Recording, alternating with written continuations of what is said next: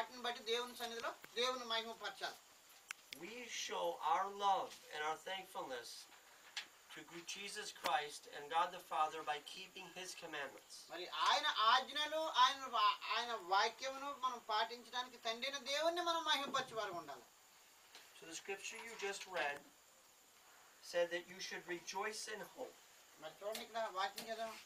విశ్వాసమందు నిరీక్షణ కలిగి ఉండాలి. You should be patient in your sufferings. నీకు సమస్యలలో ఓర్పు కలిగి ఉండాలి. And to be instant in your prayers. అదే నీ ప్రార్థనలకు జవాబును దేవుడు దయచేస్తాడు. Brethren, as Christians, you and I have the greatest hope of any people on this earth. ప్రియమైన సహోదరులారా, క్రైస్తవులైనటువంటి మనకు గొప్ప నిరీక్షణ ఉంది. ఇతరుల వల్లే కాదు కానీ మనకు గొప్ప నిరీక్షణ కలిగి ఉన్నాం మనం. No one on earth has the kind of hope that you should have. మరి ప్రియమైన సహోదరులారా, ఈ లోకంలో అందరికంటే క్రైస్తవులైనటువంటి మనము అతి నిరీక్షణ కలిగి మనం ఉండాలి.